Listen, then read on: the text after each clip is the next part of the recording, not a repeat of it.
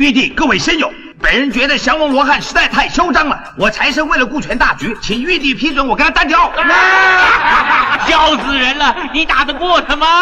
我要跟他单挑，我要跟他拼了，我不会放过他的。为什么王晶曾说香港电影的没落与周星驰的济公有关，而导演杜琪峰也说济公以后这辈子都不再和周星驰合作，甚至济公这部电影直接让恩师李修贤与周星驰反目成仇。93版济公幕后到底发生了什么？92年周星驰年，他与杜琪峰合作的审死官拿下票房冠军，随后两人强联合拍摄了济公，可没想到上映之后票房扑街。济公在周星驰的影片中算是最另类的存在，有些人觉得震撼人心，有些人觉得纯烂片。究其原因是杜琪峰和周星驰这两个天才的理念不合，星爷追求浪漫与搞笑，而杜琪峰则追求因果和宿命，导致电影出现很强的割裂感。时隔多年，曾经看星爷捧腹的我们，在经历过社会的毒打后再看这部济公，你会发现很多不一样的东西。济公只是借用了这个故事的外壳，但其实讲的是因果轮回和贪嗔痴。在雷公电母的一顿施法后，各路神仙齐聚天庭，纷纷向玉帝告状，对降龙罗汉展开批斗。王母告他把蟠桃喂牛，月老告他乱牵红线，二郎神告他把哮天犬给炖了，还偷走了阎王的生死簿，乱改一通。玉帝派人去抓降龙，却抓来了伏虎。王母准备先拿伏虎开刀，神仙就大了。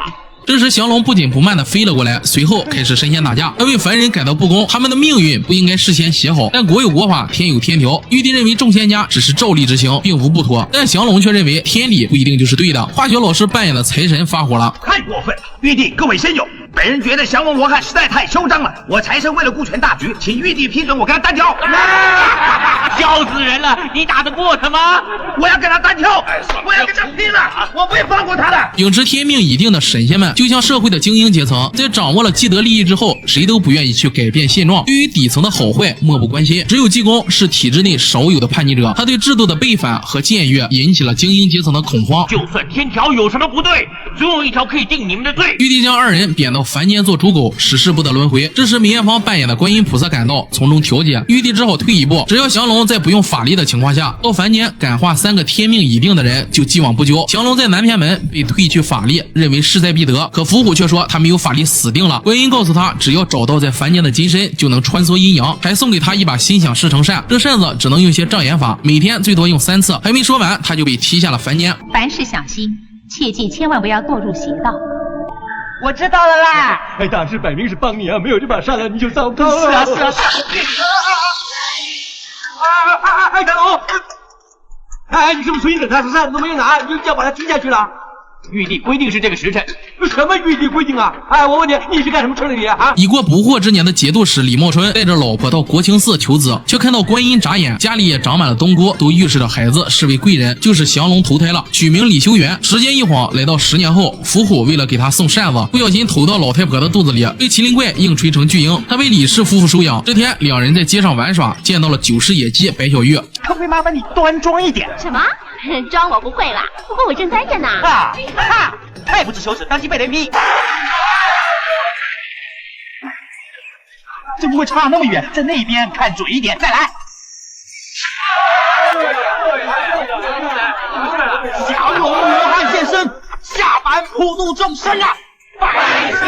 降龙被劈后恢复了前世记忆，他认出眼前这个就是9世野鸡，下面躺着的男人中了马上风。不知廉耻的小玉被一众大妈臭骂，但他不仅不觉得丢人，还和大妈互相问候。时年29岁的张曼玉真是风情万种，在当年港片辉煌的年代，做花瓶也得是演技派。为了度化小玉，降龙帮忙解围。你们大家都是女，何苦自相残杀？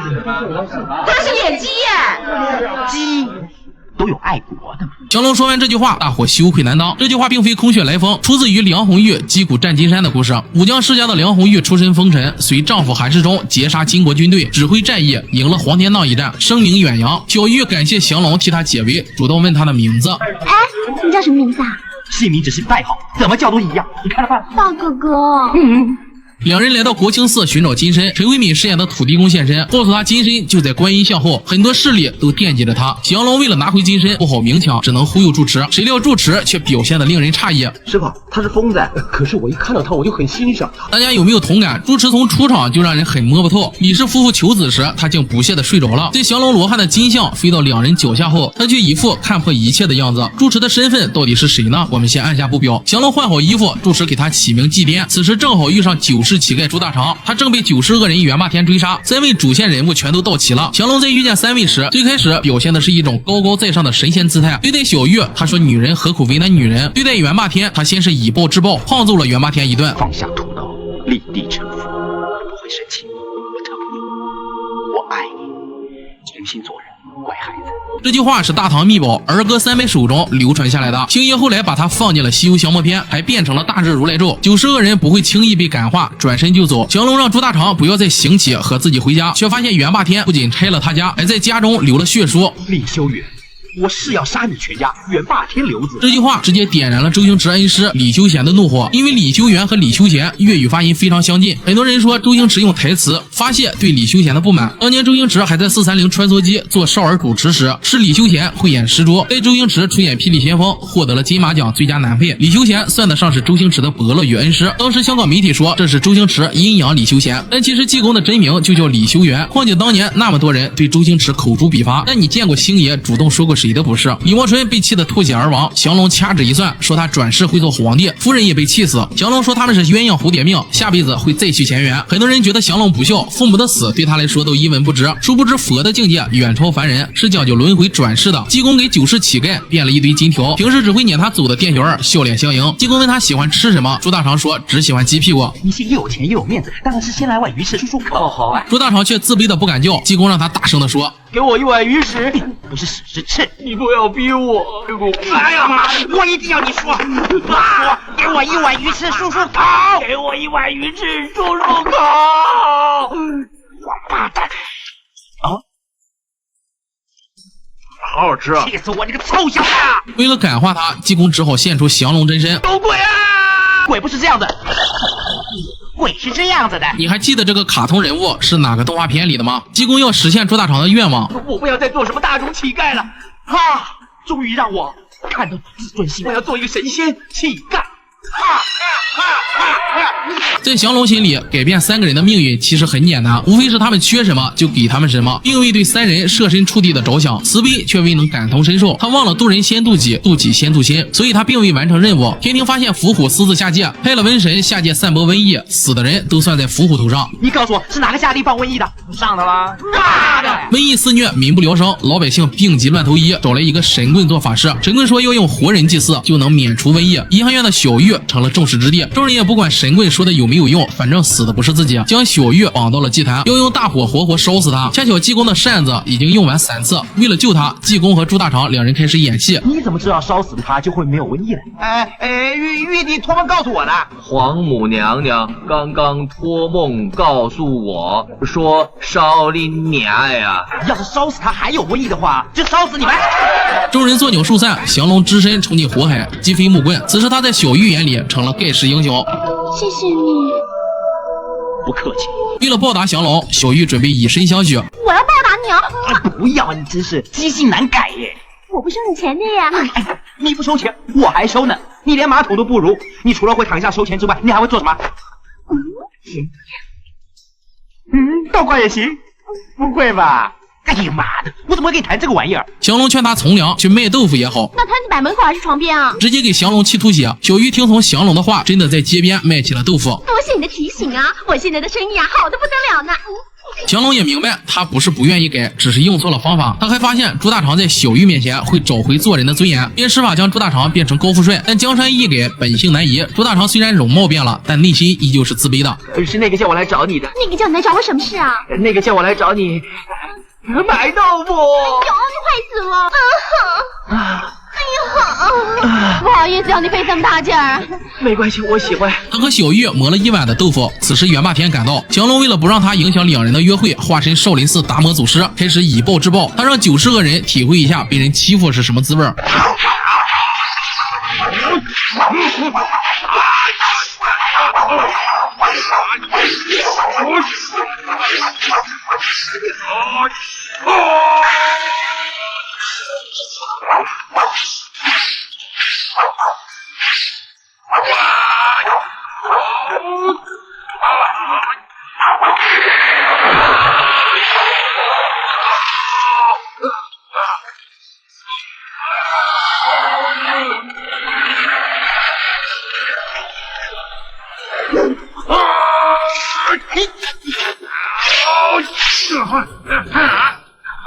这是福建，无敌的宝。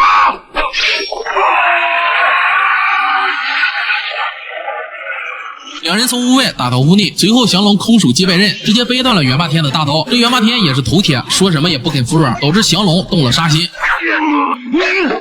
我国慈悲，大吉大利。就在这时，法术即将失效，降龙赶紧去通知朱大长，现了原形可就糗大了。可朱大长和小玉正在你侬我侬，朱大长现出原形，但小玉却没嫌弃。又变回乞丐了。你爱什么样？你本来就是乞丐哦。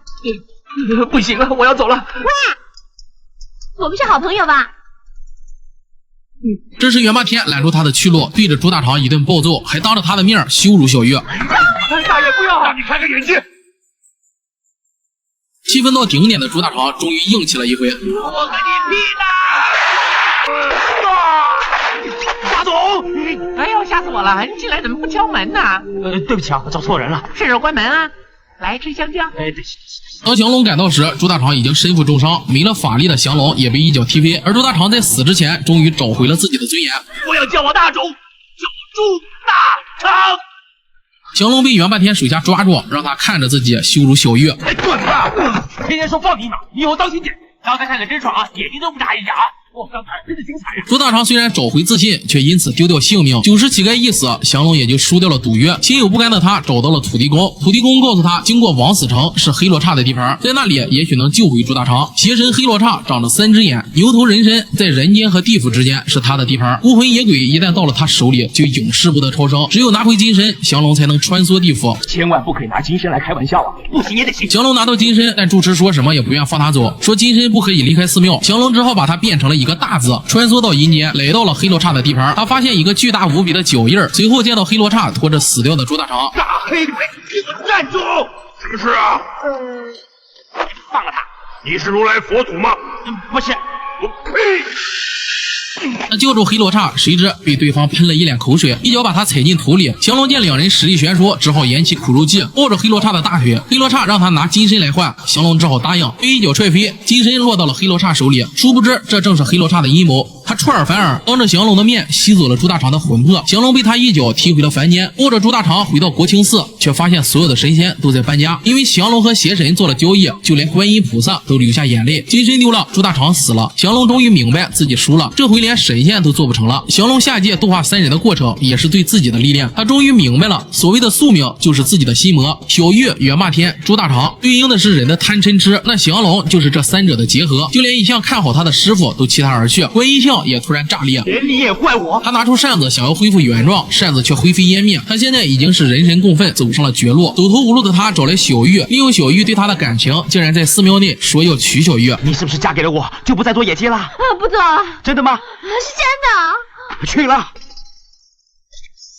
我降龙罗汉，法号祭奠和尚，今天愿娶白小玉为妻，无论前世种种今生何样，此生永不言悔。降龙此刻为了翻盘，竟然违心的对小玉说爱他，这种带有目的性的爱，并非小玉所要的。于是他毁掉了自己那张美丽容颜。既然你不要我，这一步我再也不要什么爱情，不要，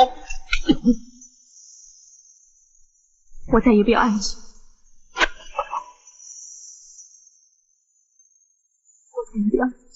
此刻一向院内，袁霸天受邪神黑罗刹的指示，已经杀了749个人，只要用他们的血来浸泡降龙的真身，让他将法力尽失，成为一个十足的废人。这时降龙拖着变为木头的手臂赶到，用召唤术召唤出了伏虎和麒麟怪。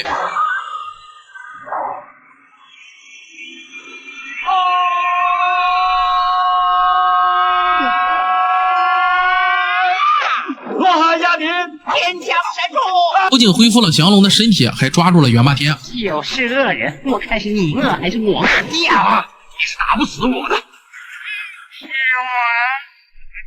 可这90个人就像是有神功护体一样，任凭降龙使尽浑身解数，依然不能伤其分毫。打斗时，降龙看见袁霸天胸前竟然是黑罗刹的皮，在3人的逼问下，袁霸天说出实情，这背后藏着一个巨大的阴谋。他的主公竟然是邪神黑罗刹。当年佛祖为了不让黑罗刹上到人间，就把他的权杖放在了国清寺的观音下面。黑罗刹为了夺回权杖，重返人间，便把袁霸天当成了一枚棋子，赐给他一颗千年不死之心。恰逢降龙下界度化3人之际，黑罗刹有意让袁霸天侮辱小玉，打死朱大长，再骗骗走降龙的真身，国清寺失去神灵庇佑，这样黑罗刹就能趁着今晚月食阴气最重的时候重返人间，取回他的权杖。人间即将面临一场浩劫，还好降龙来得及时，不然金身必毁，自己将永远失去法力。降龙取出元霸天的不死之心，却发现他只是一颗石头。降龙拆穿了黑罗刹的谎言，元霸天这才明白自己被骗了，他只不过是黑罗刹的一颗棋子。他为自己感到不值，为自己的滥杀无辜感到悔恨。他还不想死，想拿回那颗石头心。可降龙的话让他幡然悔悟，就算把这块烂石头拿回去，还是一样做黑罗刹的傀儡，继续滥杀无辜。你是不是想这么做？是的话，你就拿回去吧，拿！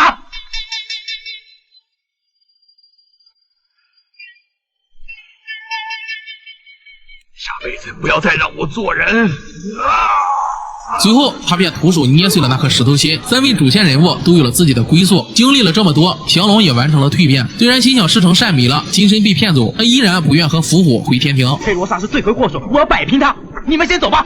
降龙，正所谓我不入地狱谁入地狱，天狗食月，黑罗刹即将现身。降龙跑回国清寺，可是他要神器没神器，要装备没装备，怎么才能战胜黑罗刹呢？他在观音像下面真的挖出了权杖。我现在给你佛法加持，将我13世的修为全放到你身上，今晚全靠你，知道吗？来吧。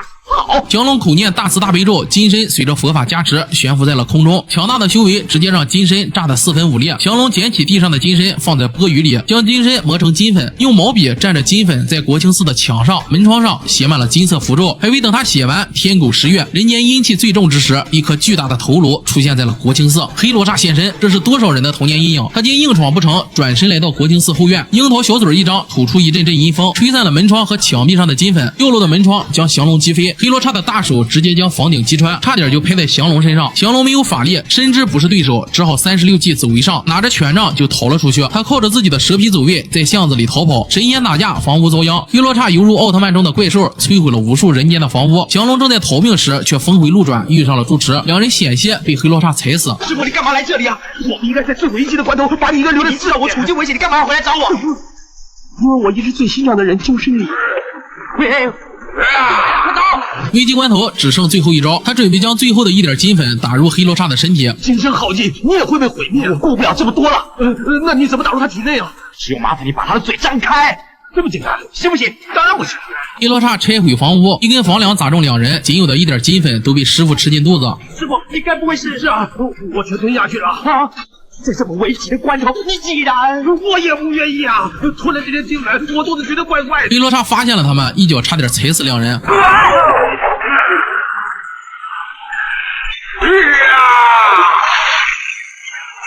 师傅，你快点想点办法，把金粉拉出来。我长期便秘。危急关头，两人合力抵住黑罗刹的小脚。师傅突然想到，金身有2颗金牙在嘴里。师傅，帮我最后一个忙，想办法把他嘴巴张开。我决定使尽浑身解数来收拾你。我好怕哟！怕了吧？那跪下磕3个响头，我就饶了你。趁着黑罗刹哈哈大笑，降龙从房顶起跳，径直朝黑罗刹的嘴巴飞去。一道金光从黑罗刹脑袋上裂开，紧接着一阵爆炸，把黑罗刹炸得4分5裂，成为一堆石头。而降龙也化成一堆粉末，被风吹散。这里就能看出师傅就是观音的化身。他一直说很欣赏降龙，因为观音眼里充满大爱却天真的降龙，注定是完不成任务的。所以在黑罗刹肆虐人间时，他被降龙将其收服。他单眨眼的样子和观音如出一辙。他告诉降龙，金身不能离开寺庙，与黑罗刹大战时，他才会趁乱吞下仅剩的金粉，保住降龙的金身。观音手里的那颗金豆子就是最好的证明。看着人间的惨剧，天上的神仙却很开心，因为他们赢下了和降龙的赌约。但降龙真的输了吗？观音告诉众人，3人的命运已经改变。朱大长托生到了富贵人家，小玉的脸虽然花了，但却成了豆腐西施。元霸天也完成了他的遗愿，托生成了一头猪。降龙虽然不在了，但又多了一个降龙尊者。星爷的这部济公上映时票房并不理想，因为影片有强烈的割裂感，既不像周氏喜剧那样让人开怀大笑，又不像杜氏电影那样有极强的宿命论。正是因为两人的理念不合，从济公之后两人再没合作。就拿结尾来说，按照杜琪峰的风格，根本不会有降龙起死回生，灰飞烟灭就是最后的结局。杜琪峰用锋利的手法描述人性的丑陋，命由天命。星爷则用层出不穷的笑点给予大家希望，生活依旧美好，人生需要笑着面对。我想成为一位和平使者，代表天宫向凡间宣扬爱心，让他们明白，只要有爱，哪里都是天堂。